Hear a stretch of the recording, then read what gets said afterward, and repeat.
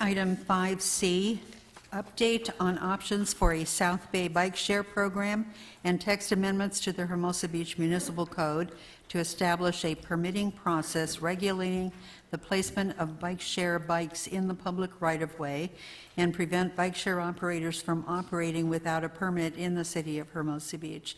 The report is from environmental analyst Leanne Singleton. Welcome, Leanne. Good evening, Mayor and Council. Before you this evening is a staff report with an update on options for bike sharing. The topic of a bike share program was first discussed by Council back in 2015 and was also listed as one of the items on the horizon in the 2016 strategic plan. The general plan also includes policies that support the facilitation of bicycle rentals as additional transportation choice for people to get to and from the beach. And part of the discussion here is that the City of Manhattan Beach also began exploring bike share options after their only bicycle rental shop closed back in 2016. So for a little over a year now, the cities of Hermosa, Manhattan, and Redondo, as well as the Beach Cities Health District, have been meeting on a regular basis to understand the different technology associated with bike share programs, to look at the different options, the different operations that are out there, and collaborate on a potential solution for bike sharing that might work here in the South Bay.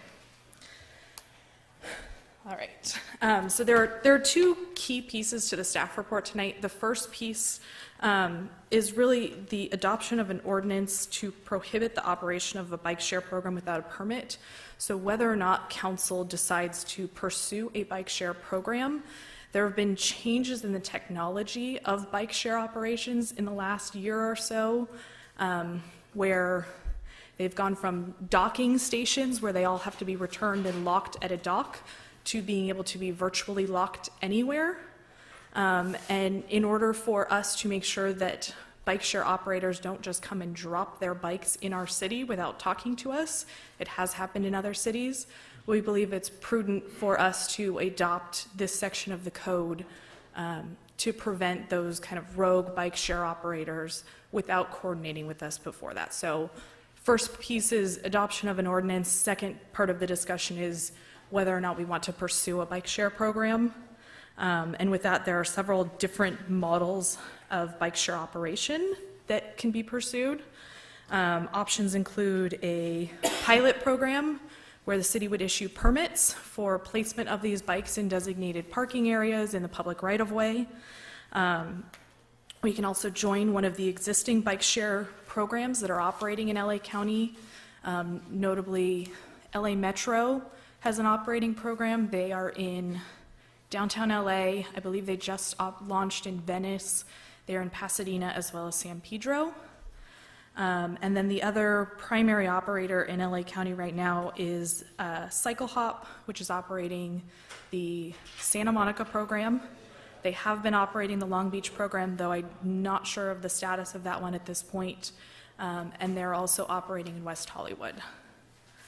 In terms of the options there, if council would like to pursue the development of a bike share program, the staff recommendation of those options would be a one-year pilot program that would allow multiple operators, including our local bicycle rental shops, if they are interested in participating, primarily because this allows the greatest amount of flexibility and scaling between the beach cities, allows the community to test different types of operations and types of equipment. Some operators are looking at e-bikes, some are looking at more traditional bikes, and encourages the permit operators to establish competitive pricing, make sure they're responsive to the customers and the city, and work on establishing those local partnerships.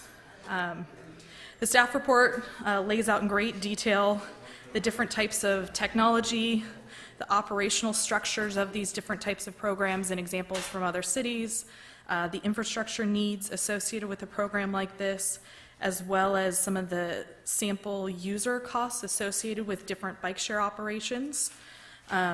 We've also spent time describing the different options that are currently available in the beach cities from different local bike rental shops to show the range of options that are out there and available currently. Hermosa Beach, we previously had 3 shops that offered bicycle rentals. It's my understanding that Motion Bike Shop has recently closed up on Aviation, so that we are now down to 2 bike shops offering rentals. Hermosa Cyclery and Jeffers Beach Rentals, both down near the Strand. Staff has met with the owner of Hermosa Cyclery. I do want to note that he did express concern over the potential impact that a bike share program in the beach cities may have on their rentals, not just in Hermosa Beach, but in the beach cities in general. That being said, there is some overlap with potential users or customers between a bike share system and bike rental shops. Though most bike share systems tend to focus on providing a different type of commuting option, offers one-way trips, it offers 24-hour service, it offers ease of unlocking or purchasing or paying for the equipment, finding the equipment through an app where you can pay, unlock it, figure out where the different pieces of equipment are.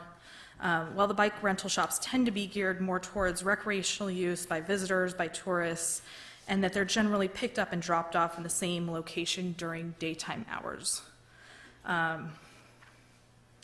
Bicycle rental shops also tend to offer a greater range of equipment. They vary in terms of offering road bikes, children's bikes, tandem bikes, trailers. They tend to have a broader range of options for bicycle use, whereas most of the bike share operations tend to offer just one type of bicycle and generally restrict the use of those to those that are 16 years or older. So there is some overlap within the two, but they also serve different users, different markets. They have different demands. In the event that there is a bike share program established here in Hermosa Beach, there are a range of costs that might be associated with this, from management of issuing permits, need for additional bike parking infrastructure, education, marketing, outreach during the initial phases of a program for the city to get feedback on the different operations. And the city would expect those costs to be covered through permit fees that the operators would pay. Finally, depending on the direction provided by council tonight, the next steps would be for staff to create either a permit program, create our own individual permit, or to develop an RFP and then return to council with a plan for implementation, for outreach, and for launch of a program. And that concludes my staff report. Okay, thank you. Let me start to my left. Are there any questions? I have some questions. Councilmember Armato. Maybe it's a question for our city attorney. Why do we need to pass an ordinance prohibiting someone from doing something that's already essentially illegal? Setting up in the middle of our public right-of-way? I mean, we'd confiscate it and be done with it. So why do we need to pass the ordinance? What does it change, I guess? You want to take a shot at that? Well, I think it does 2 things, because first it sets up the opportunity for the type of system that you potentially want to have, which is the bike share programs. It sets up the permit process. And then second of all, it puts these companies on notice that it's actually something that's prohibited in Hermosa Beach, and it's actually something that's going to be enforced against, rather than an indirect ban by saying it's not allowed in our public right-of-way. It's much more direct to do it this way. But is anyone allowed to set up anything in our public right-of-way on any kind of permanent basis? Certainly. Typically, you need an encroachment permit to use the right-of-way. I think the challenge with the new types of technology, there's no docking stations with most of these now. They would look just like a normal bike. So we allow residents, we allow visitors to lock their bikes up to our bicycle parking areas, to different posts. And certainly when they are encroaching in the public right-of-way, we do put a notice on them and we remove them after a certain period of time. But I think we would have a harder time prohibiting them from using our designated bike parking areas without some sort of ordinance along these lines. Oh, so they could, I mean, we're trying to avoid potentially them monopolizing using our existing bike parking. Yeah. Well, if I might jump in too, I mean, having seen this over in China, with dockless bike share, the bikes go anywhere. There's no need to return it to a dock. So let's say Redondo or Manhattan started a bike share program. A lot of those bikes are going to end up on Hermosa Beach streets. But if they're required to have a permit in order to do that, they're going to have to first come to us before they can advise people using their bikes that they can leave them in Hermosa Beach. Because once somebody rents one of those bikes, they can take them and drop them anywhere they want to. And so whether you like it or not, whether the program was approved by you or whether it was started in your city, a lot of those bikes can end up being dropped on your streets. Okay, so what are the unintended consequences of that? What if we decide tonight that we don't want a bike share program, but Manhattan Beach and Redondo Beach do? Do we want to prohibit visitors from those cities coming and parking the bike in Hermosa and not shopping and eating and? Mr. Mayor, if I can chime in on that part. The distinction is somebody coming from Manhattan Beach to shop and eat here would be different than somebody coming to Manhattan Beach, dropping off the bike and leaving, and the bike stays unattended. And that's the issue we want to prevent, is rogue bikes being dropped off in the city, taking on bicycle parking that could be used by others who are actively using that bike. So they would be monopolizing existing bike infrastructures that are not being used by active users. They would just be dropped off here. And we don't want to inherit the ability to take these bikes and remove them. We don't know who they belong to if they're here. But dockless bikes would be unrecognizable from any bike. And so having them come through a process so we can recognize who they are would help us with that process of not having to compensate the bikes by law. We have to store them and give them the opportunity to come and get them. Okay, all right. I think that answers that part of my question. And then, do we know what Manhattan Beach and Redondo Beach are thinking about right now?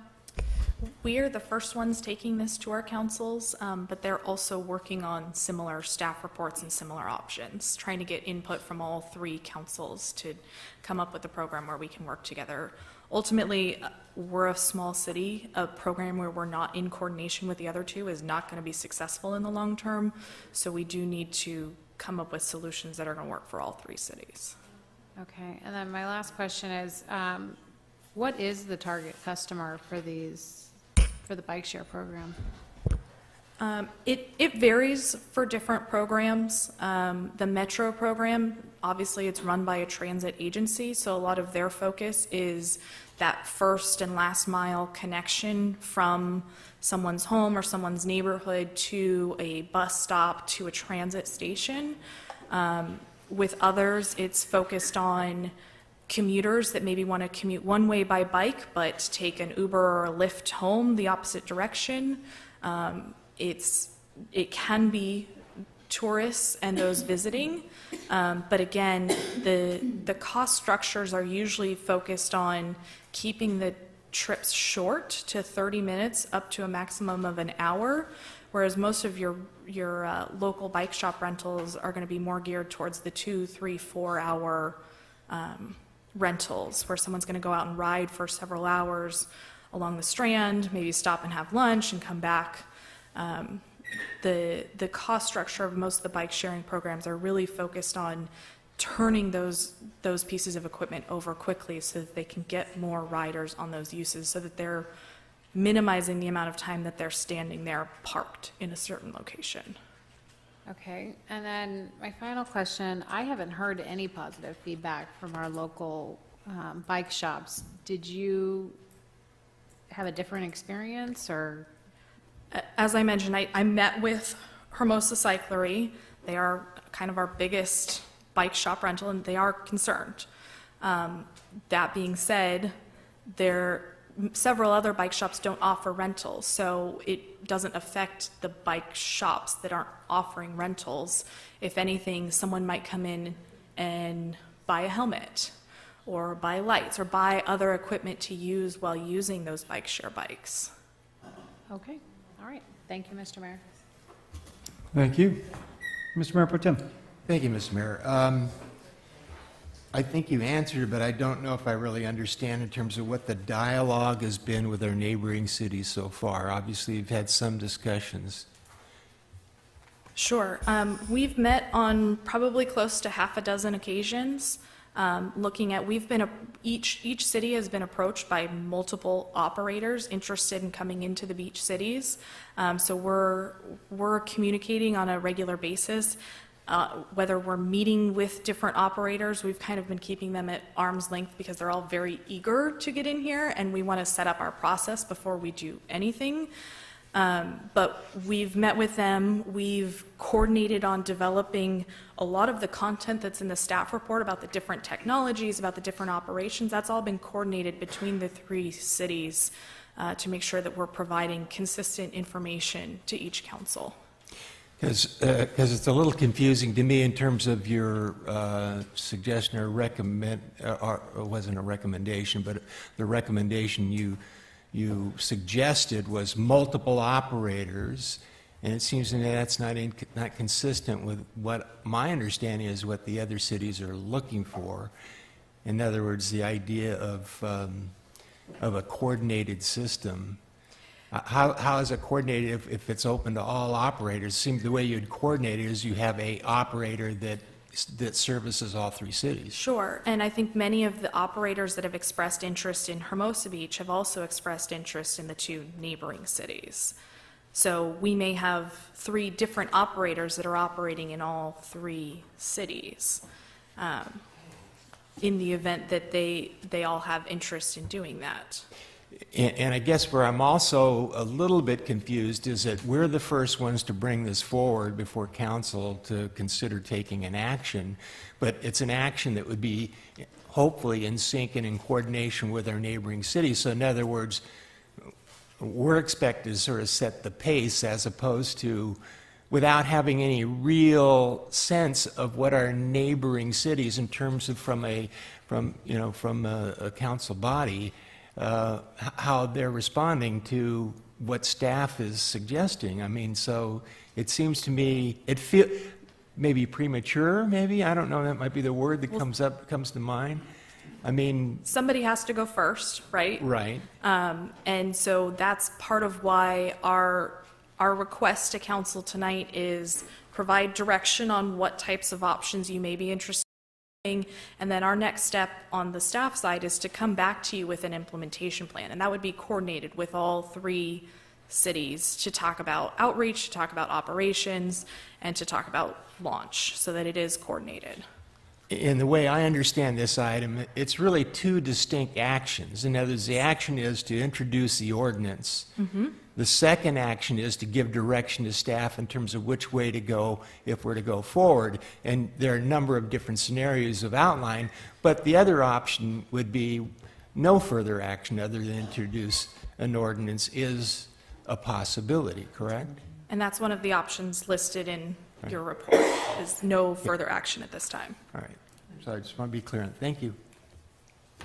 All right, thanks, Jeff. To my right, questions? Councilmember Petty. Leanne, you did a good job explaining the program. You knowing our community, how does it fit in with our community? Setting aside the theoreticals, what do you see? Who do you see using them? Sure. I see this as a program where people are not tied to taking one mode of transportation for their back and forth trips. So I think a lot of people may ride their bikes down to the beach or take a bike down to the beach or down to restaurants for dinner. They say, oh, it's a really big hill going back up to where I live.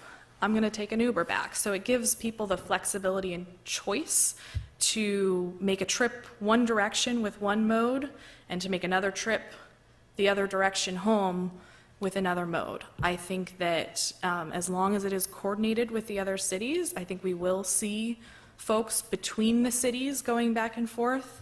Some of it may be along the Strand, but we may see other parts of each community seeing these bikes be used. I know that we have observed Santa Monica bike share bikes down here in Manhattan Beach on their pier. I've seen them parked there several times. So it may also facilitate as these programs grow, it may facilitate bicycle riding throughout the entire South Bay. Someone may want to do it one direction but not the other direction. They may only want to pay for the rental while they're actually riding the bike, and then they check it back in, and when they're ready to ride home, they can check out another bike. So how do you, when you put it that way, in terms of those one-way trips, one of the things that we saw with Cars to Go is that, I mean, you end up in a situation where things get clustered in one zone. And in that scenario, potentially, everything's clustered down at the Right. beach. And then for people who would have potentially wanted to get there, let's say people who live across PCH, there weren't going to Yeah. be any bikes there. So what are your thoughts Yeah. on that part of it? So one of the things, if we were to pursue a program that we would have in the permit, is a requirement for redistribution. So if the bikes are all collecting in certain areas, the operators would need to go in and move those bikes around to different stations so that they end up distributed throughout the city so that they can be used. So then, as a follow-up question, east of PCH, I can't envision where those collection points would be, where we wouldn't just have bikes in random areas of town. Well, what were your thoughts on that? If you look at, I believe it was the third attachment, we have our map of transportation amenities from our general plan. Our purple parking, our purple stars, that is where we've identified places that would be convenient locations for bicycle parking. And that can be not just for bike share, but for general bicycle parking as well. And yes, there are fewer of them east of PCH, but there are still some. And generally, they're in and around our parks and some of our larger commercial areas where they maybe have space that's accessible to the public easily. Gosh, after all the time we spent on the general plan, I should have remembered this. Okay, so in terms of our beloved local bike shop, so I'm interested in where he saw that he would fit in, because I hear what you're saying about, oh, possibly they would buy helmets or lights, but I kind of feel that if somebody's renting a bike, they're not really going to do that. Right. So, and I think I have concerns about what happens to our local businesses. So do you see a way in which this doesn't drive them out of business? And then we end up in a situation where we have these nameless, faceless entities that have no connection to the community, don't get involved in anything. Right. So that's my concern. So what are your thoughts Yeah, on that? absolutely. And I believe Steve is He's here, and here, I'm yeah. sure he's going to speak to those concerns as Okay, well. so, okay. But I just want to point out that we have to consider the balance of these new, we want to give the opportunity for new businesses to come into town as well. So we have operators that have called, that have expressed interest. We've had 3 of them in just the last month or 2 that have expressed this interest. And so we're trying to balance, how do we find those types of partnerships that might work? And that's part of, rather than looking for an exclusive program, that's part of why the staff recommendation is a pilot program and a permit process, so that we can work on forging those partnerships, whether it's maintenance of the bikes, whether it's helping with redistribution of the bikes, finding those types of partnerships so that we are bringing the bike share operators together with our local bike shops. Okay. And then I want to get to the question that Councilmember Armato had regarding the ordinance. And I was under the impression, and I guess I should have read every word of the ordinance, but I was under the impression the ordinance just ensures that we can't have rogue operators dropping bikes off.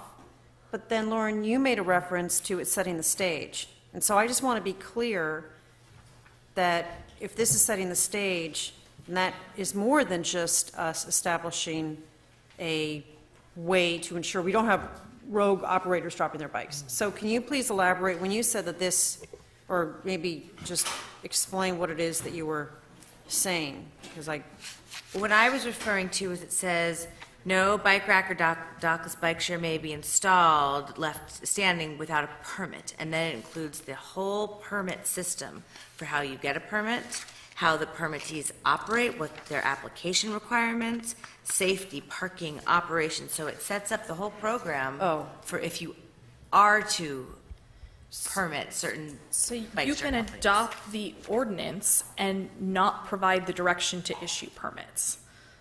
So that's, again, that's why it's two separate pieces. So you can adopt the ordinance that requires a permit, and then council can provide direction that we don't want to issue permits for that. Okay.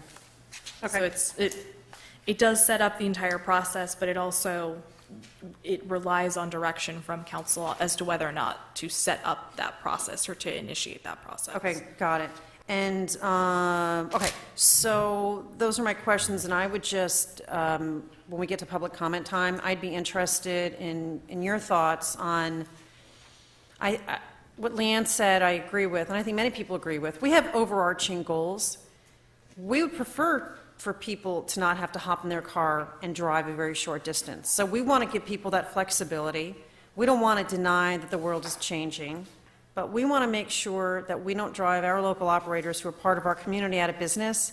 And so I do want to hear your thoughts on how we weave together a plan, and if it's that you think we need more time, then I'd like to hear that too, because sometimes more time, more thought, more discussion brings forth ideas. So I just want to make sure that you say something when it's your time. So those are all my questions. Thank you. All right, thank you, Carolyn. Councilmember Frangari.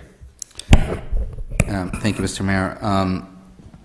One of the issues that were discussed in the staff report is a pilot program. Do we have knowledge of any that have been done in neighboring cities or other cities that you can share with us? There have not been Besides any the ones other- that are actually in place for a long time, Yeah, just as a pilot program. the pilot programs, there are none that I'm aware of that have completed the pilot program. Just in the last 2 weeks, 2 of these dockless bike share operators have launched programs in Griffith Park in partnership with LA City Parks. And I'm trying to remember, I think it's the 15th district of LA City that has also launched these dockless bikes. In the US, the city of Seattle had their own bike share program that they invested a lot of money into, and it failed. And earlier this year, they started a permit process, and I believe they identified a 6-month pilot program where they have 4 different operators that have applied for permits. So they're in the process of testing that out, and I believe that started in July. The city, or Washington DC, has also, in addition to their capital bike share, which is their city-run program or district-run program, they've also authorized a permit process. For them, it was combining their city-run or their district-run program was the docked stations where you have to return it back to a station. They were noticing gaps, and so they're looking at the dockless system, I believe with 4 operators as well, as an opportunity to close some of those gaps between their docked stations. Okay. And I also read about a program in San Diego that started, and now they're removing some of the... Yeah, so the city of San Stations Diego, there. again, they had the docked system, and they are removing that from, I believe, their coastal areas. And do you know why that is, or what prompted them to remove them out of the coastal areas? 'Cause I would that's guess, obviously source where we are. right, I believe it had to do with the competition of visitors and other bike rental shops. Okay. And the e-bikes are the bikes that gets charged, and so basically they have a motor that basically gets them to go faster. So do we have concerns and/or examples of safety concerns with these bikes? Is that something that we should seriously consider, or should we exclude that from consideration and focus on just regular bikes? The challenge with e-bikes is that some of them are potentially necessary to get through the terrain of our cities. We have some fairly hilly areas, and that the e-bikes help solve that problem in that you can do the pedal assist bikes where you're still pedaling up the hill, but it's helping you with that assist to get up there just a little bit easier so you're not huffing and puffing and sweating by the time you get to the top of the hill.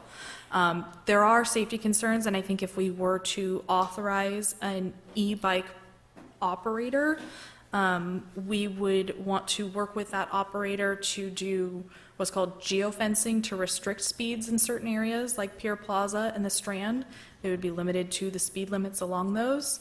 And we, after city staff testing out our own e-bikes out here, we did our training with Beach City Cycling Club. We have some concerns about the speed at which those can go and safety associated with wearing helmets. So that's another thing that we would want to consider with an e-bike operation is we would want to look at the opportunities for potentially requiring helmets through those. Okay. And then you made a reference to the cost structure of these bike share programs could be done so that they would be more focused to short-term, first mile, last mile type stuff. Right. And I know some of the people that ride the bus with me, one of them actually takes his bike and gets loaded on the bus, and then when he takes off, he lives on the other side of PCH, so he rides his bike home. And another one always gets somebody to pick him up from the bus stop because I'm assuming his, where he lives is farther away from Hermosa Avenue that it requires a drive, and he can, I guess, use Uber and Lyft. So how does the cost structure referred to would work that would limit or focus on first mile, last mile versus touristy type of Right, uses? so usually that's in the time periods that they establish. So I believe this is page 13 of your report, or towards the end of your report. We've included a couple of different cost structures that different systems have created, and some of them have a monthly or annual subscription to a bike share program, and they come with 90 minutes of daily riding time, but that structure also goes up. So if you rent it for 30 minutes, it might be free. If you rent it for 60 minutes, it might be $1. If you rent it for 90 minutes, it might be $5, and it escalates very quickly so that after a certain period of time, you're going and finding somewhere to lock that bike up and turn it back in. Okay. All right, and then lastly, before I pass it on, when we get to public comment, I am interested in hearing from residents and businesses, obviously, on how another alternative bike share program could be used to facilitate first mile, last mile transportation outside the city, or what you refer to as transportation somewhere by a bike, or the other way through a bus or a Lyft or Uber, versus transportation, we're using the bike for just riding the bike back to Hermosa, Redondo, and back. So, Steve, obviously, I'm interested in your input. It's the first time I've seen you not smiling, so obviously you're not very happy. So I'm looking forward to you to come up and speak when public participation starts. Thank you, Mr. Mayor. All right, thank you. This is a public hearing, so I'll simply disclose that I spoke with Steve about this matter several weeks ago when I saw it on the tentative future agenda items, and briefly just asked Steve for his take on the issue generally and heard him out. I have one question, and you may or may not have an answer to this one, Leanne. But my question is, are we aware of any bike rental shops or arrangements where they discount their bikes for qualifying customers? So people who, for example, have a discounted Metro Pass or other evidence of public assistance, like being on the WIC program or something like that, so that if there's any cost barrier to utilizing existing for-profit bike shop rentals facilities, they get some discount based upon qualification. Are you referring to local bike rental shops or bike share? Either one. Okay. I'm not aware of our local bike rental shops in terms of their cost structure and where they give discounts. But No, I'm not talking about, do Okay. we know of it anywhere? Either with a bike share program or with a Sure. rental shop? I do know that several of the bike share programs have a low income or a student discounted rate at which they offer, and it's usually for that annual subscription or a monthly subscription to a bike share program. I'm trying to remember what city it was. Which one? Santa Monica. Oh, no, there's another city that recently, if you purchase a monthly transit pass, you now get access to their bike share system at no additional charge. And I can't remember if that was Philadelphia. Okay. It was somewhere back east. It was a relatively recent article that I had heard of them trying to connect the dots between the transit and the bike share. Okay. So the cost structure, for example, at Hermosa Cyclery is $7 to $10 per hour or $21 to $30 per day, depending upon the type of bike that you want to rent. I just want to confirm, the cost structure for the dockless bike share, anyway, is designed to basically have people use it and put it back into circulation. So it's cheapest if you're using it for a half hour. For example, you said it's free, and if you use it for an hour, it's $1.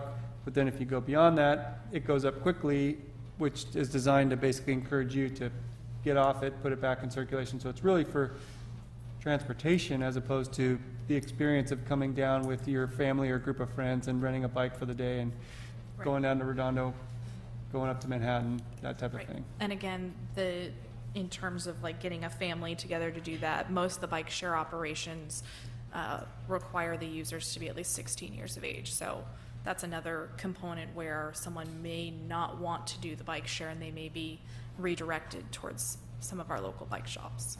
Okay. All right. Councilmember Petty. Just a follow-up question. Is this a taxable transaction? I would think that it would be through our permitting. The ordinance would require them to get a business license, and I think through that we would have the means to make it a taxable transaction. If somebody rents from you a bike, is taxable, not taxable? It's exempt, because it's a service. Okay, got it. Okay, got it. And then, the other thing, if the concept of this is kind of like that last mile, I don't see how that works, because you can't, there's no guarantee that, I mean, to Councilmember Fingeri's point, there's no guarantee when you get off the bus there's going to be a bike there. So I don't see how that Correct. model works for us. I think it would be looking at making sure that we have those bike parking areas designated close to the bus station, the bus stops, or where they get dropped off. Someone may have to walk a couple of blocks to access that bike, but generally it's an easy thing when you have an app on your phone that will show you where all the bikes are, and you can click and say, reserve that one for me, and then you show up to it, you scan the code, it unlocks it, and you hop on the bike. Got it. Okay, thank you. Thank you. All right, thank you, Carolyn. Councilmember Fingeri. I also have a follow-up question. There's a reference made to Cars to Go that was here. Do we know if the reasons why it didn't work out for them here in the beach cities, I think they were doing at least with 2 or 3 other beach cities, would have any impact or where bike share would not work? Do we know why it didn't work here and why, by extension, that a bike share program also may not be attractive to our residents? I can speak from personal experience in using the Car2Go program both here in the beach cities and in San Diego. Part of their challenge was keeping the cars from getting tickets, making sure that their users were parking them in appropriate locations. And I know, at least in the city of San Diego, one of the big things was that their parking enforcement was actually targeting those vehicles and going and making sure that they were, on the dot every single time. They racked up several $1 million worth of parking fines in that jurisdiction. And they've actually retracted, not just from the beach cities, the Car2Go program, but they've retracted or contracted their service area quite dramatically in several cities. I also, Thank if I you. can add, because I was on council and I was representing the COG at the time we implemented those. Part of the initial problem was that they didn't have the scope of cities. In other words, we adopted it and a few neighboring cities did, but the regional approach that they envisioned, so you didn't have the range, that was definitely an issue as well. So there were a number of sort of strikes against that program, I think, when it started. And having an adequate number of vehicles, I know several times I had to walk further the opposite direction of where I was trying to go than it would have taken me to walk to where I was trying to go. Mr. Mayor, if I can chime in on one point, if you don't mind. Please do. Thank you, sir. So the question before you tonight is, technology is disruptive, and whether or not bike share is coming, it's coming. And so you're at a point where we want to protect our local small businesses. There is distinct difference between our local strand operators that provide a tourism visitors experience and a bike share, whereas last mile, first mile concept. The conflict that will arise is where the cost of the crossover of if I can get a bike share bike to take to the Strand, that's going to be a lot cheaper than having to go and get it from one of our operators.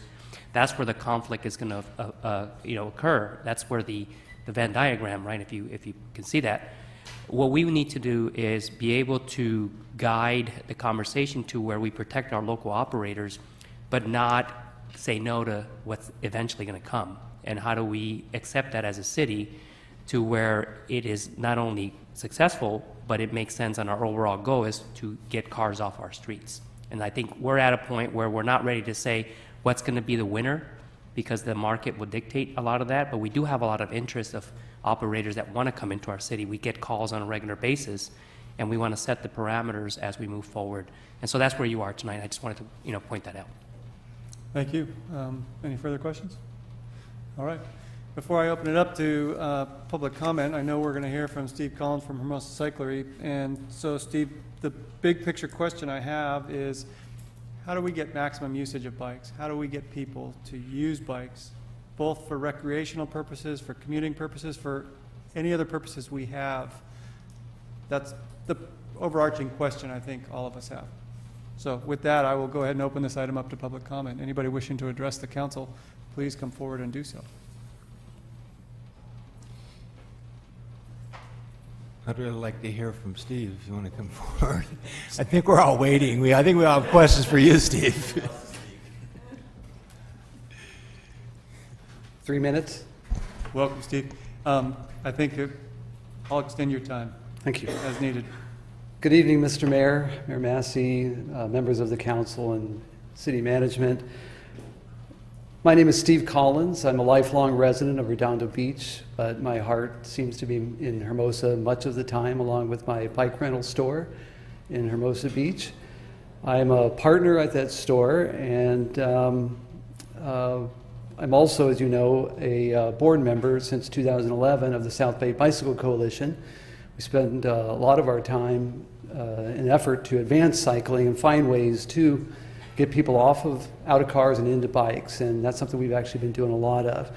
And in my Steve, if I could just interject, Hermosa Cyclery is the business that you're a partner of. Yeah, I'm a partner at Hermosa Cyclery, right? And so we put a lot of our effort at the coalition into finding ways to get people to cycle. That's what we're about. Probably the biggest component of that is infrastructure, safe bikeways. Once those come, then people will be more inclined to ride their bikes to different places. But in polling my associates on the board of directors to boil this down, this concept of bike share for us here, we all came to agreement with this phrase: bike share that does no harm and does its job. And so we expect bike share to connect the last mile, to get people out of cars. And as we heard earlier, there are two components to bike rental services. There's recreational, and then there's also the commuter-related part. And the coalition, and I think most municipalities, are looking to aid in the commuter component of it. And so there is a crossover, as the city manager mentioned, and that is actually poised to be very damaging to our company, and it's one I think I've expressed to all of you that I don't think will survive. So in my view, any kind of bike share ought to do what it's supposed to do, and that's connect the last mile and help with commuting, and not the recreational market. When you invite a company in to an area like ours where we have a lot of recreational uses for the bike, these bike share companies are more like wrecking balls than they are aiding in commuter services. And a prime example was the article that Hanny referred to that I shared. 2 months ago, the city there was an article in the San Diego Tribune about a bike share program that had the support of the community. The bike shops supported it, the city supported it, and so did the residents. And so once that took root, they found out actually the bike share company was pursuing the recreational market, which didn't coincide at all with what the city had hoped. The city wanted to connect the last mile and aid in commuting. And they actually found that it was very damaging to the bike shops that were there serving the recreational market. Once the city council of the city of San Diego became aware of these complications, they ordered the removal of bike share from the beach communities because they thought it wasn't fair to damage the existing services that have been there and built their businesses around that service. And another complication as well is, I know Leanne had mentioned that, let's open it up to companies like that to participate. Well, we have commitments to leases, and so it would be such a calamity for us to have a lease and then go and compete with ourselves for $1 an hour compared to $8 an hour. We'd be out of business. So it doesn't work to invite us to do that. And you'll also find those bike shares trying to throw us some little crumbs and say, well, you can service our bikes and you can clean them. Well, I mean, that's ridiculous because there's no money in doing that. And they're essentially taking your entire business and then giving you something that will put you out of business. So it's not even an option to participate in that service. We have commitments. We can't get out of our commitment to our lease. We have 19 employees we pay. We'd have to get rid of all of them to do that. I mean, it just doesn't work to participate. I wanted to share with you essentially this is like background, and I know there's a lot of nuts and bolts and stuff we have to get into here, but I wanted to share our story with you. In July 5th of 1979, as a 16-year-old, my mom gave me a ride to Hermosa Cyclery and said, be persistent, keep asking him for a job. So on my third attempt, I asked Harold Shoemaker, the owner of the store, for a job, and he said yes. And that was one of the happiest days in my life. I loved working at that bike shop, and I never told him, but I would have worked there for free. I loved the community. I loved working on bikes. I loved helping people with bikes. It was a passion of mine from 16 through, all the way from high school through college, until I moved on to a different job, but I was there for about 8 years. I kept in close contact with the owner of the company, Harold Shoemaker. He became a close friend, and sadly when he passed away in 2002, and then surprisingly, I suppose, after a couple of weeks of his passing, a will was found. And we were shocked to find out that 4 employees that used to work there, Steve Collins, Larry Burke, Mark McNeil, and Ken Leibowitz, inherited all of his possession in his store. And he had family, and so that kind of tells you how much he thought of us. So in 2002, we came back to our store and picked up again where we left off, and you'll find that my 3 partners have a very same story, that they worked for the bike shop for quite a while and had that same kind of experience and passion. So in 2002, we took over the shop and became equally passionate and have run the store since then. And with that, we try to do as much outreach as we can. We serve probably 200 bikes a day with air, and those people often ask us questions relating to their bikes, where they ought to maybe ride to, safety questions. We repair literally thousands of bikes every year for the community. This is for profit, so it's not like we're doing it for free, but it's a resource for the city, and it's a resource for the community to have us here. We help with a lot of events, and I know a lot of you know we park about 4,000 bikes with our friends, the Beach City Cycle Club and the South Bay Bicycle Coalition. We park 4,000 bikes at each of the fiestas twice a year. People love that, and we love it too. I work usually about a 12, 13-hour day. I get up in the morning, I get out there and greet people and talk about bikes and facilitate that. We love it, and we spend a lot of time doing that kind of thing. We have 19 employees currently. They have the same kind of passion for that service that we do, and our history is 40 years long. So if you do the math, we've got hundreds of people that have had that same kind of positive experience working at our bike shop.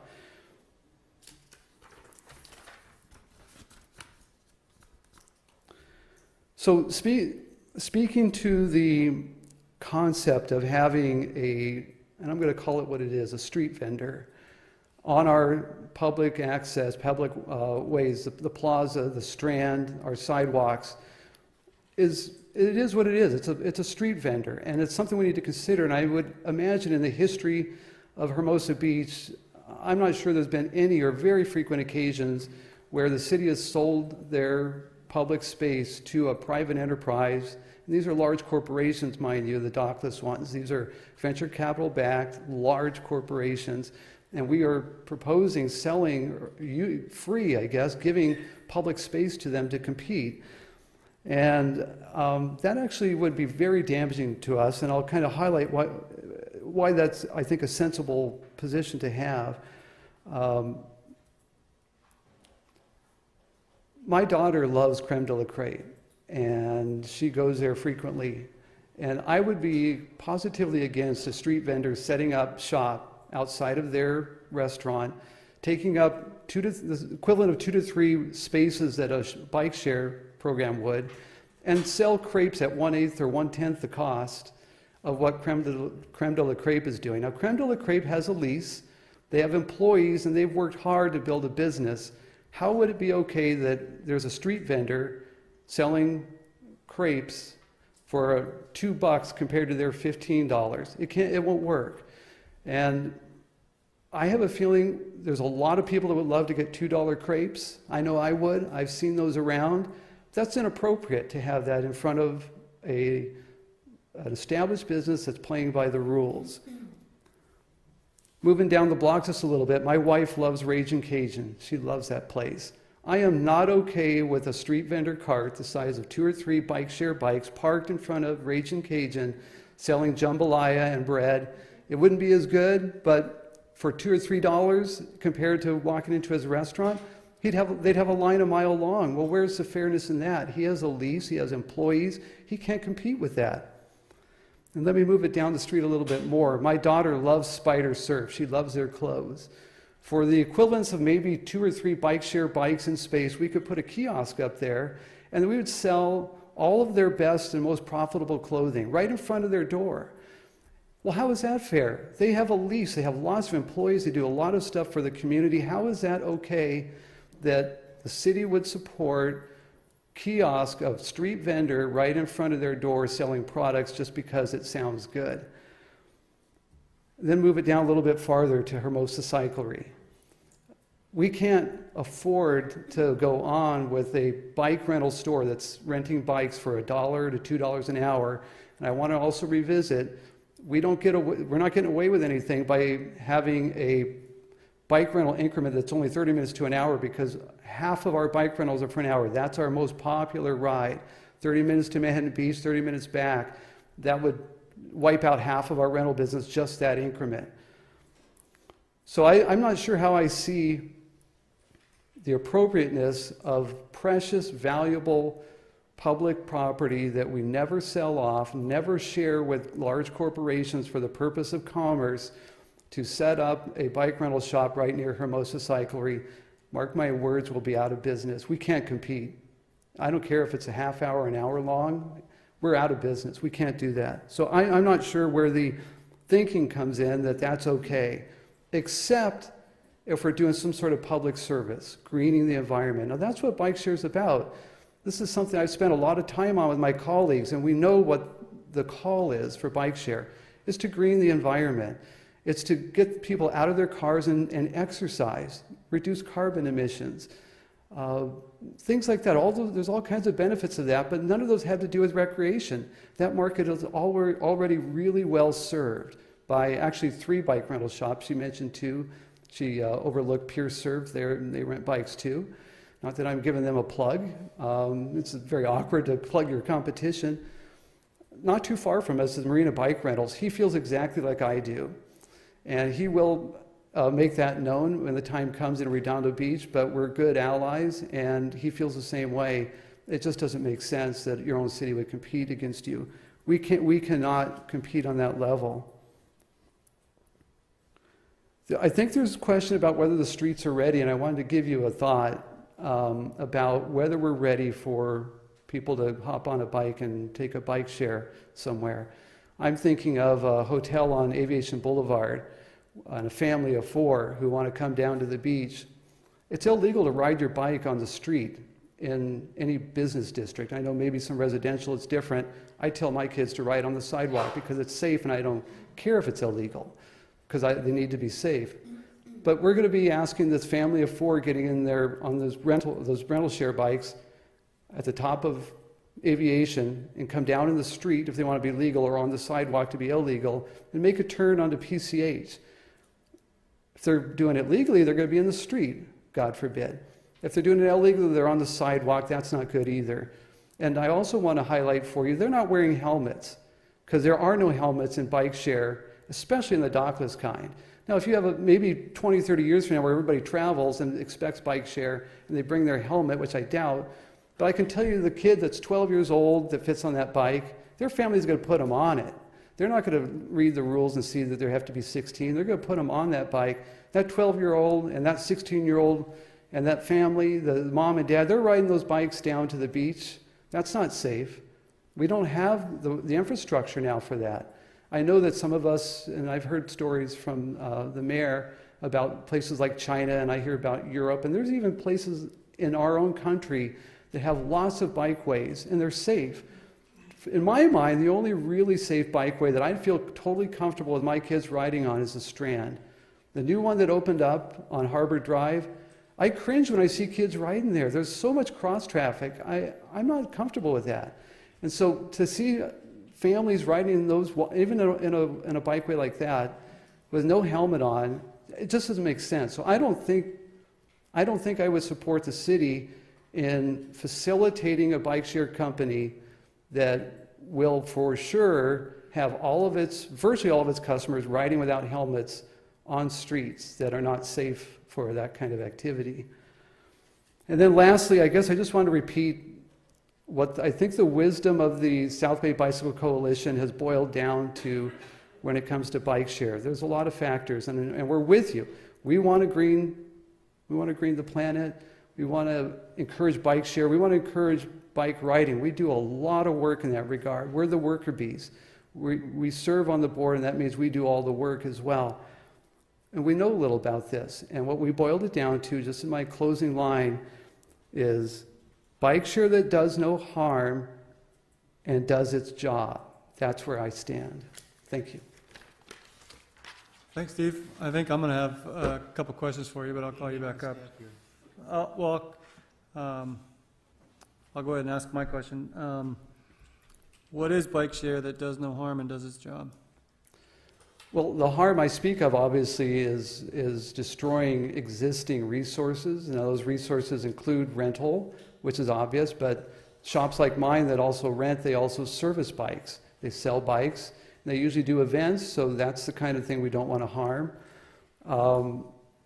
That I think I understand. What I'm saying is that if that's the criteria you have in mind for supporting bike share, Right. How is it structured?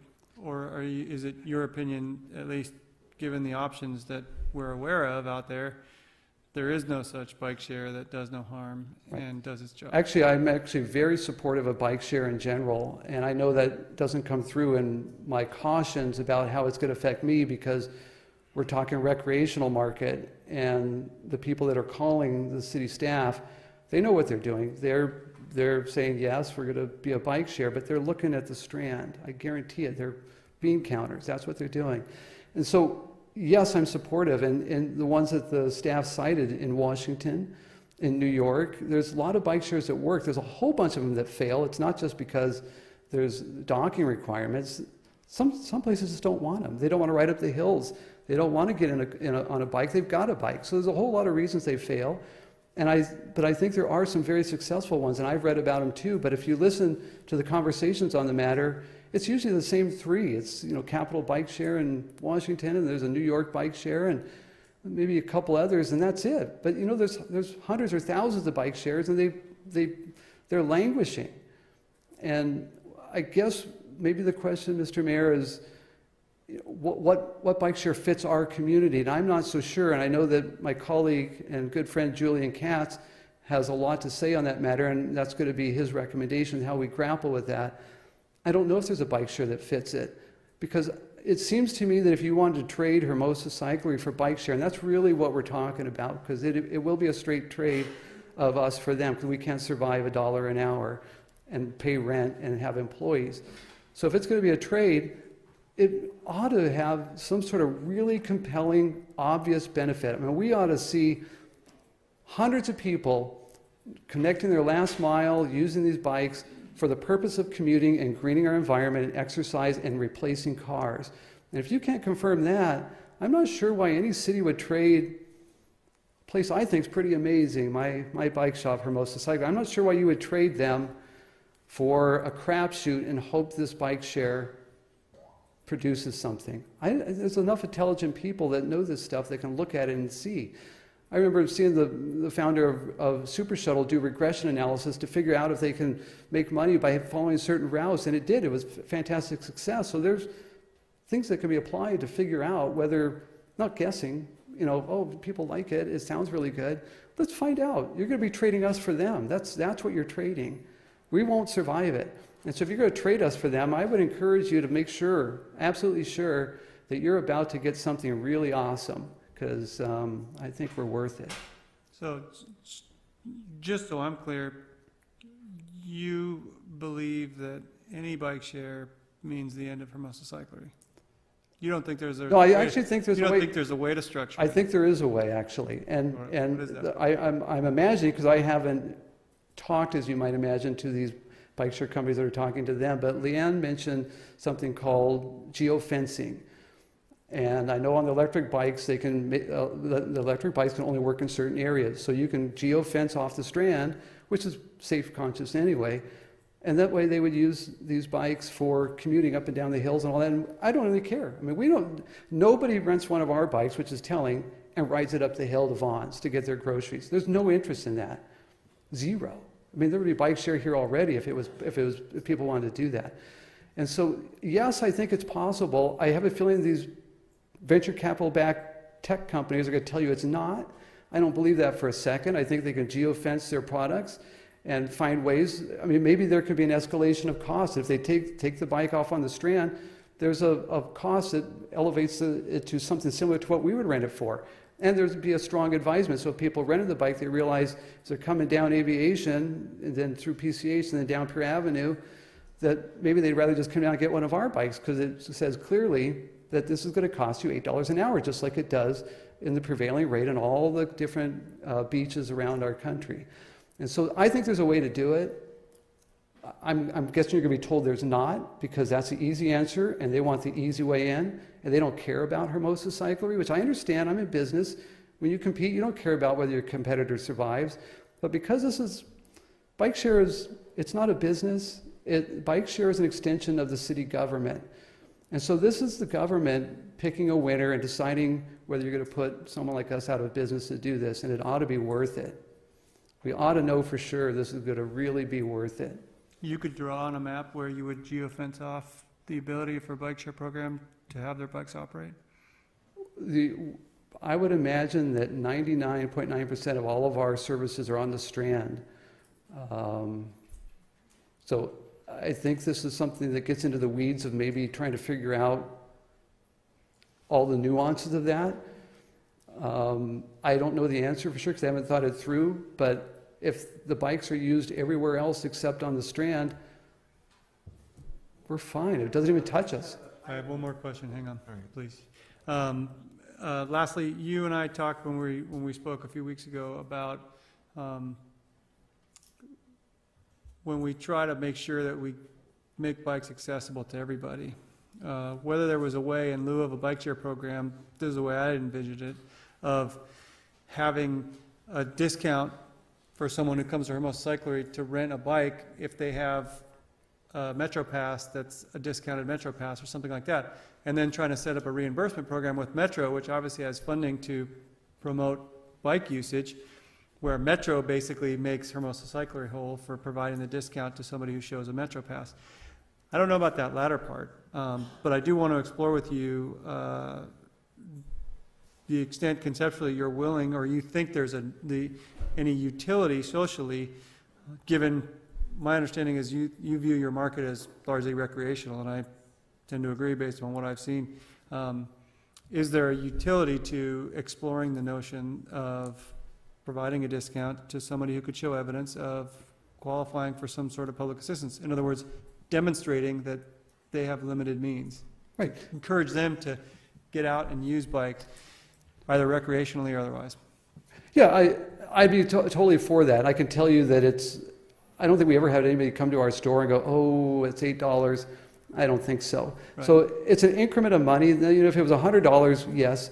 But to answer your question directly, we'd be wholeheartedly in favor of that, especially if it's a reimbursement program. It's just tracking and accounting and stuff. So yeah, we could help with that. I'm not sure I'm not sure anybody, quite frankly, comes down there thinking that. I mean, I think they're eating a meal. Utility of it. I mean, they're either eating a meal and they're doing all kinds of other stuff, and an $8 bike ride is a rounding error on whatever they're doing usually. So the answer is yes, I would like to help with that, Mr. Mayor, but I don't know how many people would really be pursuing that, but yeah. Right.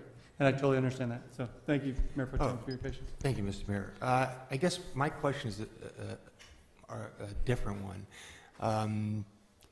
Our neighboring cities don't have an enterprise like yours to protect. And obviously, our interest is how do we protect what is a city asset? And you could talk about this geofencing, but if they adopt programs or a program, we can't keep them out of our city. They will be in our city, and I have some I guess concerns about this idea, even in an ordinance. If they parked a bike, I don't see how that's breaking the law if they park a bike that's one of these bikes in our city. I think if they leave it there over a long period of time, I think then we've got some. So for us, it's a challenging proposition, right? How do we protect a valued business in our city when our neighboring cities don't have that concern?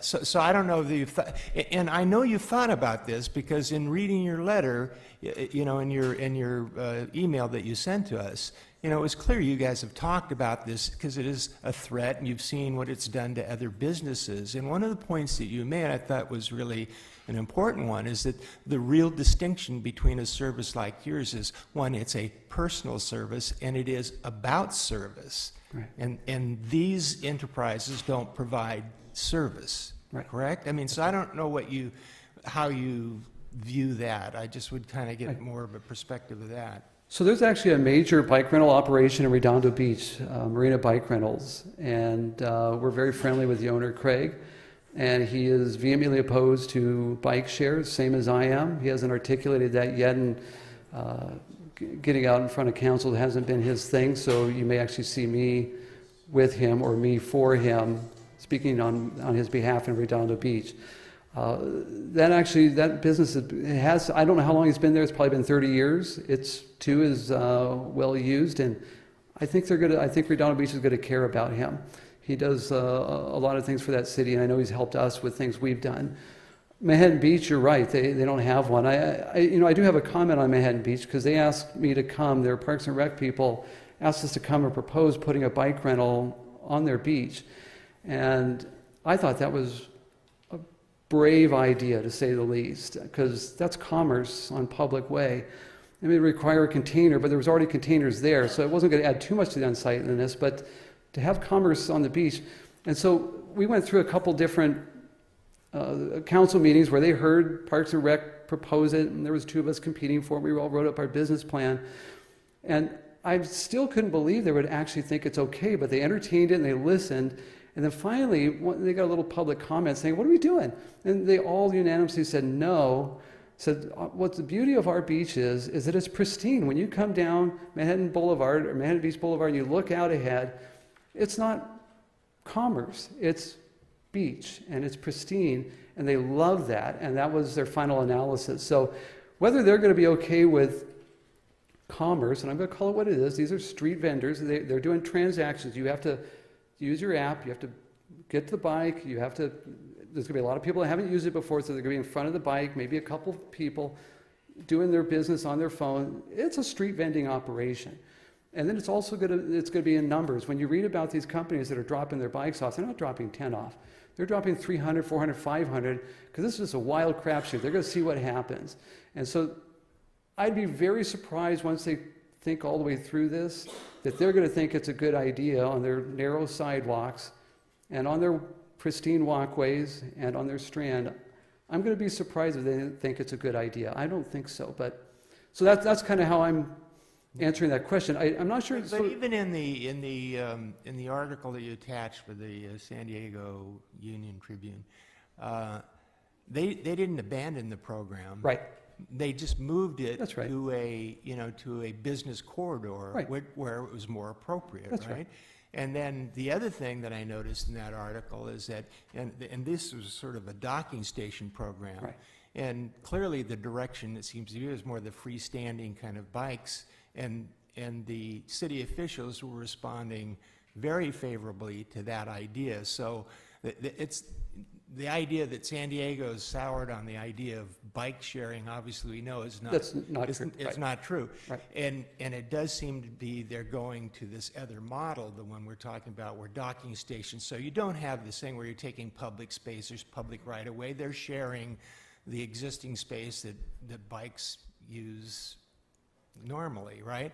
So, I mean, not that doesn't lessen the threat in terms of to your business, but I mean, I think that's kind of where it seems to be going.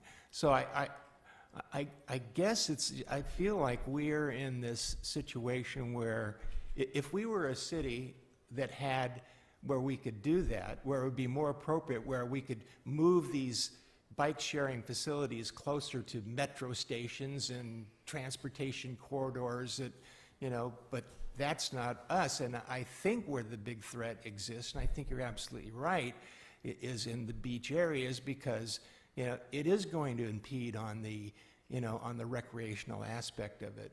But I don't know, unless you have some uniform agreement between multiple jurisdictions, it's going to be very difficult. So I think we're all struggling with this idea of these things are going to come. How do we regulate them in the best way possible? And how do we protect a valuable asset and business to our city? Right. So it's a thorny problem, Yeah. It seems to me, for any city to take on. Yeah. And so just know that I think hopefully you get the sense of all of us up here are struggling with this in terms of, the last thing we would ever want to happen, ever, would to lose a valuable asset to our city, that's shared by the South Bay community and visitors to our community, for decades. So, it's a tough one. Yeah, thank you. All right. Any further questions for Steve? None? Okay, we may call you back, of course. Thanks, Mr. Mayor. Thanks for the time. Anybody else wishing to comment on this item?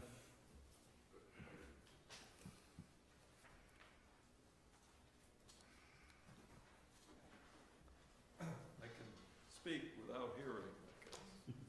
Good evening, members of the council, mayor, city staff. I'll try to keep it shorter than Steve.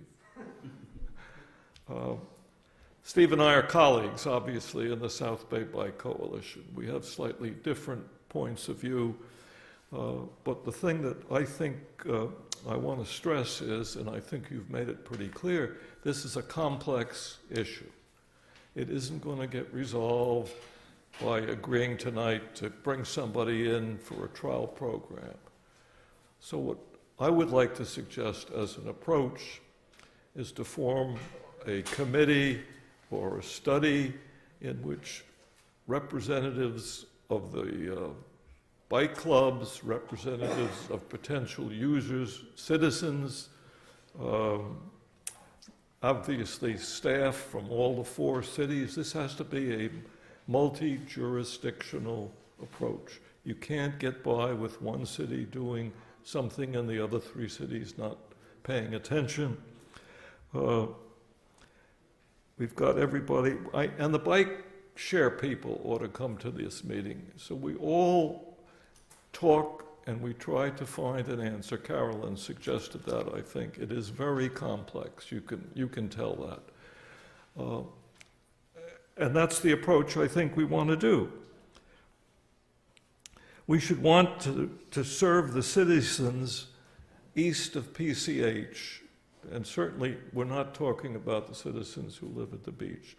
I think what we want to do is get people out of their cars, and it's people who live up above the city, maybe down as far as Monterey, and who could use a bike to go do errands, to visit a friend in another one of the cities, but they're not going recreationally to ride on the Strand.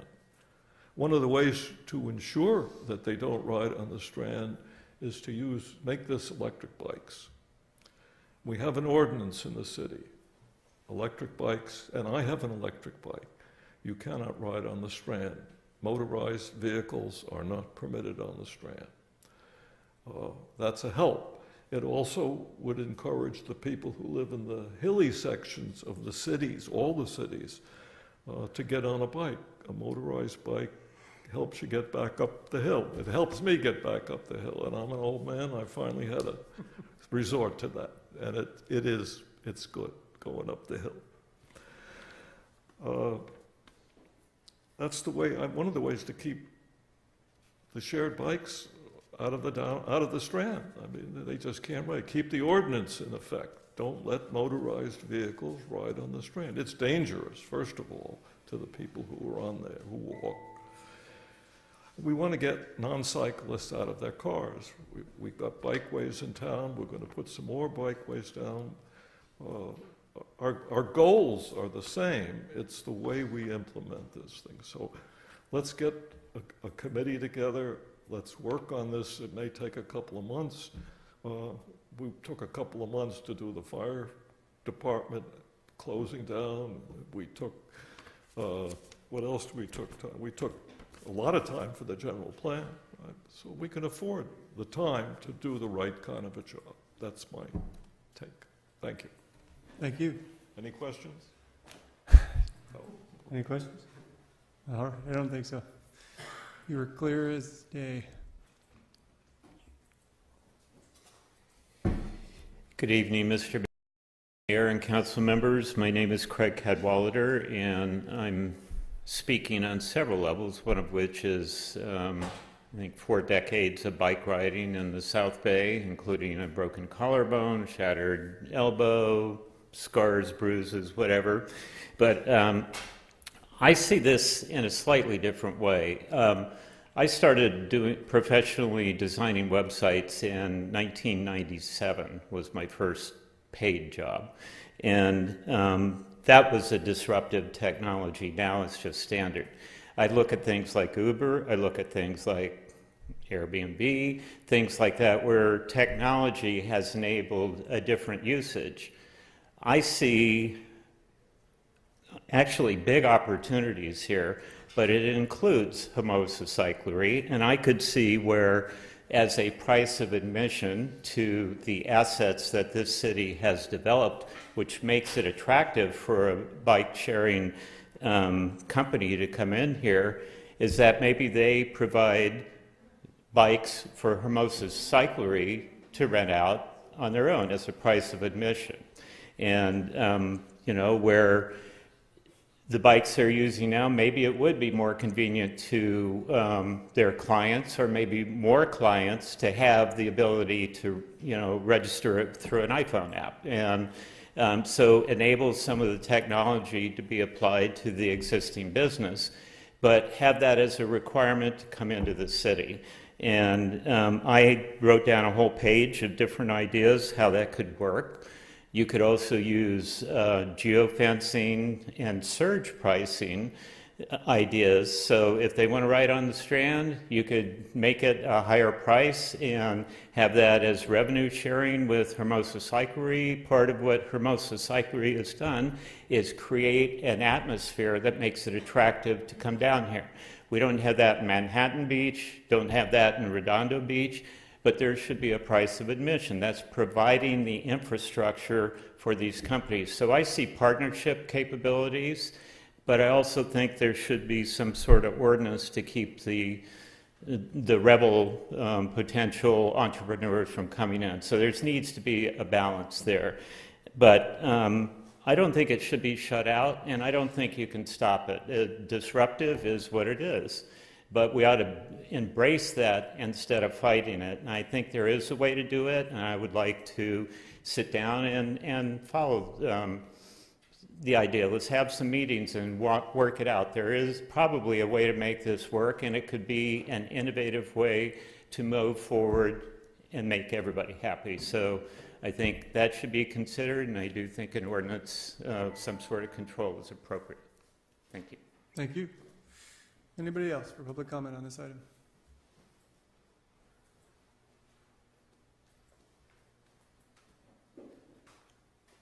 Tom Horton again. I had no intention of talking about this. It's not what I came here tonight, but I don't know Steve, but I grew up in Hermosa, and what makes Hermosa Beach the best little beach town is the sense of community that we have here that you won't find in surrounding beach communities. And the service that they provide, since I was a little kid, can't be matched. And my kids have enjoyed the same level of service too. They've even provided, fixing a flat tire for free when my kid didn't have any money to pay for it, didn't want to walk home, batteries for night lights, out of their own pocket. And it just, to me, it would be such a shame to lose that sense of service, that sense of community that they provide, that value that they provide to all of us. It'd be like having a Walmart move in to the city where you just lose the mom and pops. And I know times are changing. I'm not anti-technology, but I like the city for what it is, and it's a community. I want to keep it that way. Thank you. Anyone else? Seeing no one, I will close public comment and bring it back to council.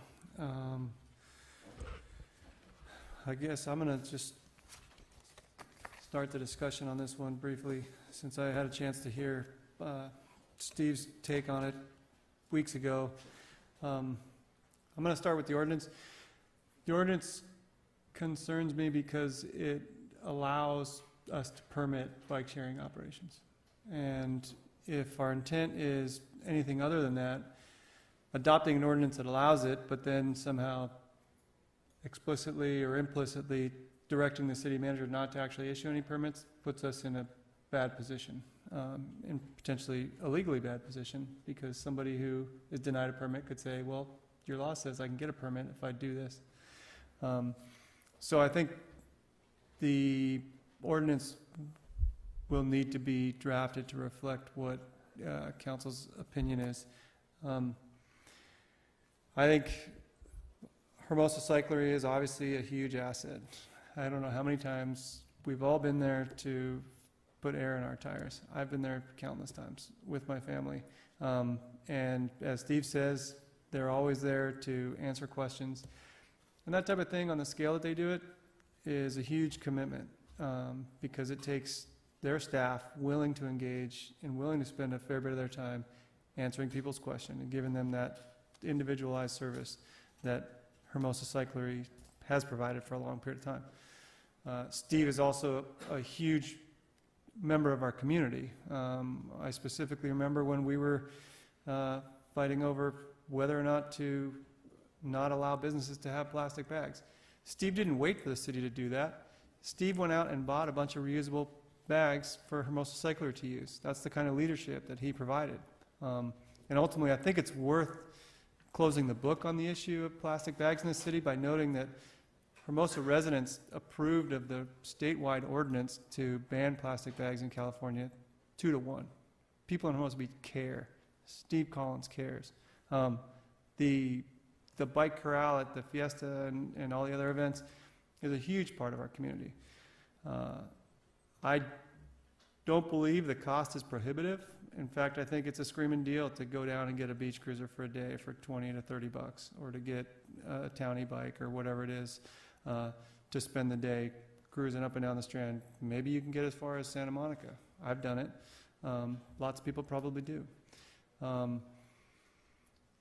So the recreational market, I think, is well-served in Hermosa Beach by Hermosa Cyclery, and that's absolutely something that we ought to protect. I think bike share is coming.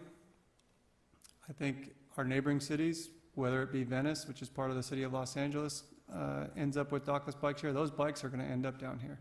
It's not that far of a ride. And so we need to prepare for that. And it seems to me like the best way to do that is the condition that Steve suggested, which is geofence the Strand, because bike sharing, in my mind, is good for commuting. It's good for facilitating people using bikes. These aren't the type of bikes that are really that appropriate for recreational use. Recreational use, in my mind, is a beach cruiser, something with a comfortable seat, something that has a little heft beneath your feet when you want to ride it up and down the Strand, which is basically flat terrain. Bike share bikes, as I've seen them, and Mobike is the best that I've seen, partly because the color scheme is good. They're gray and orange. They look nice. They're simple bikes. But they are very simple bikes. They're lightweight. They're great for commuting.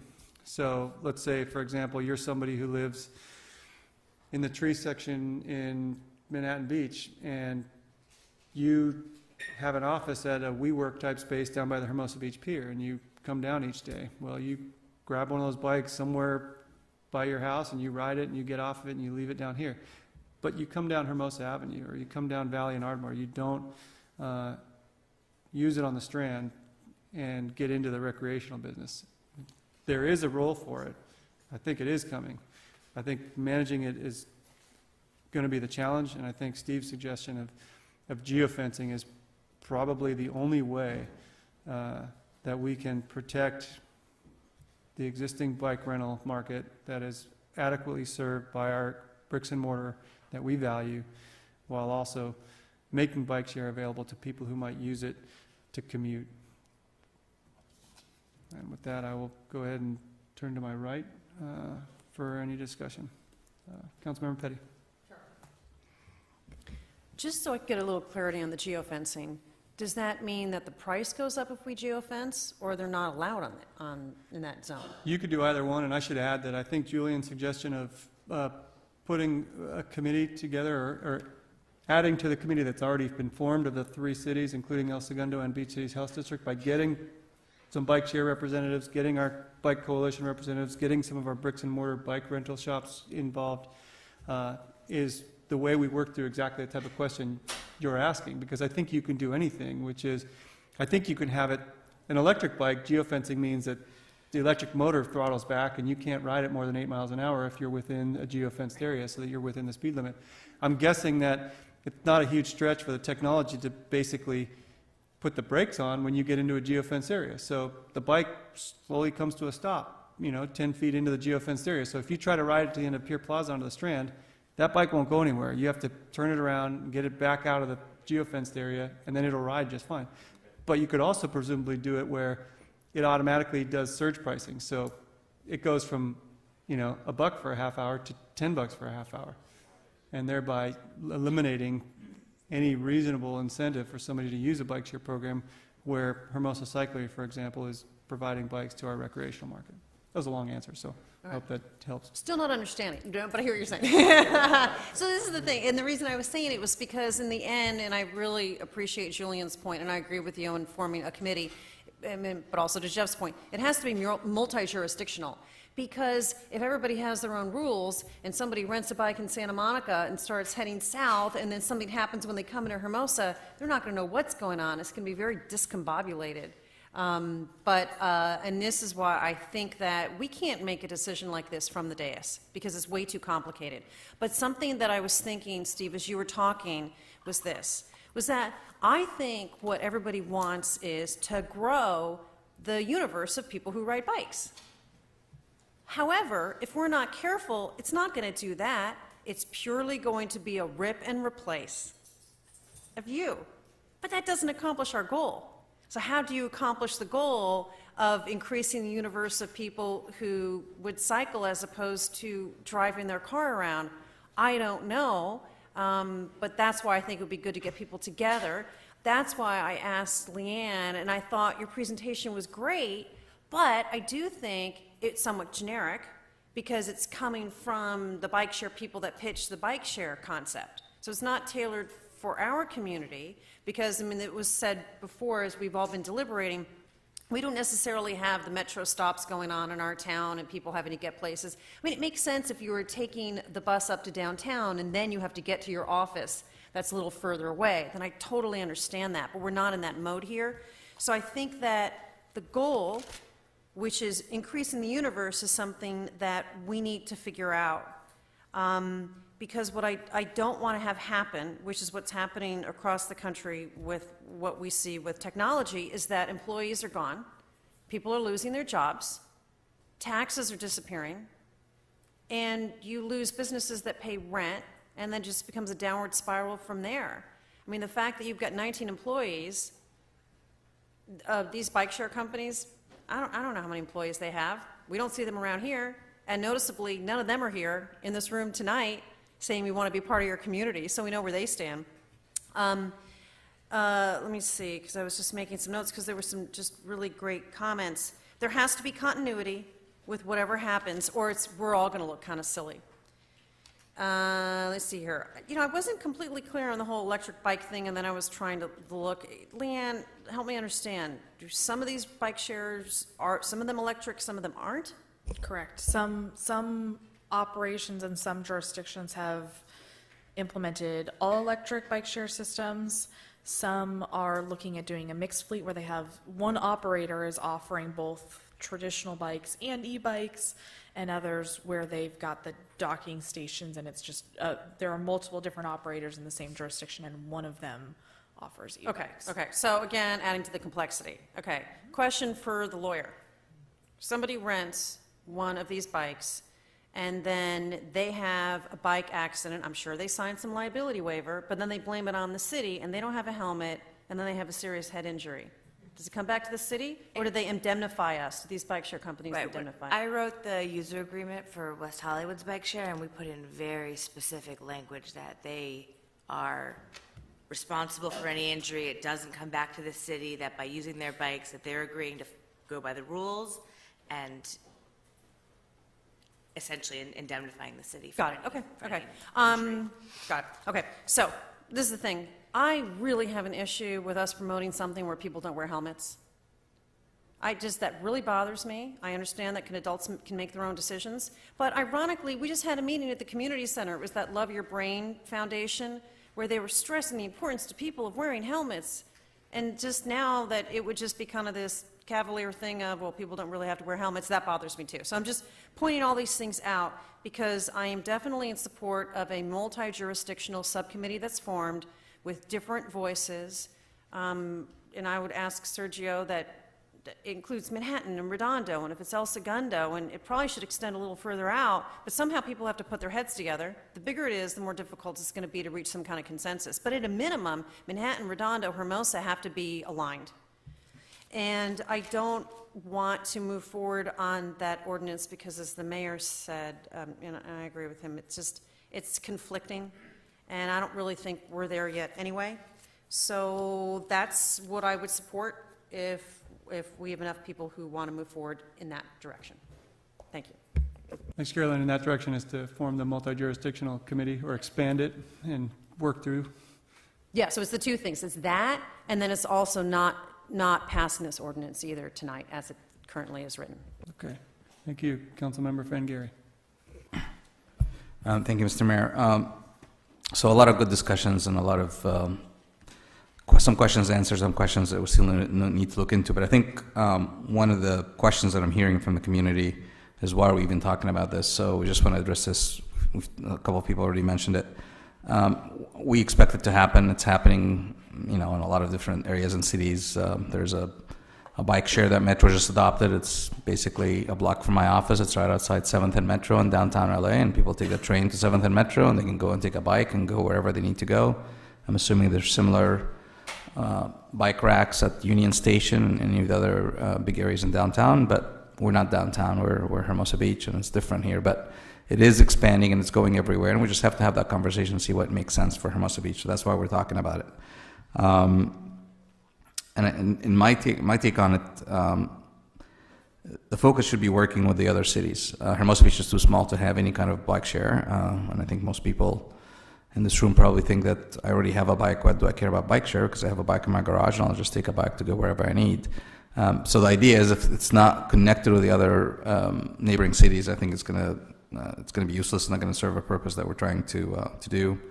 Hermosa Cyclery, Steve, you gave us a really good presentation, which I really appreciate, but I think you should have known before today how much the community appreciates everything you guys do for the community. Every nonprofit event that I've been to, there's one of your bicycles there being offered for a silent auction or for a raffle. So we really appreciate that, and I don't think anybody in the council or staff, when they put this agenda together, was thinking, let's do something so we can get Hermosa Cyclery out of business or to get competition. But like I said, this is something that we know it's happening. We just have to have the conversation to figure out something that works, that addresses the issue, and hopefully protects Hermosa Cyclery and other small businesses in our community. So I think Steve already mentioned the focus, I think, on something that does not compete with the recreational area of bike rentals is the first mile, last mile. So that would be something that I would be more focused on in the discussion. How do we get people that either riding bikes or other transportation need to get somewhere to the last mile, or they have this idea of going somewhere one way and having another means of transportation the other way, but not focused on the strand recreational rental. I know little about the electric bikes, so I'm not a big fan unless I know more about it. I know Carolyn mentioned the safety issues, which also concern me about likely not to have them with helmets. Obviously, the faster they are, the more safety concerns that I have. So if we are having a discussion from my standpoint, I'm less optimistic about having electric bikes and more likely to be supportive of something that's traditional bikes. I totally agree with the comments that were made by my colleagues about having a committee of including other cities working together, including possibly somebody from the bike share companies or organization. But my concern, if you include them in the conversation, is it might tailor the conversation on to what they can do to get that in. So I'll leave it up to you guys to think about whether or not it makes sense to do this at the early stage or maybe down the line.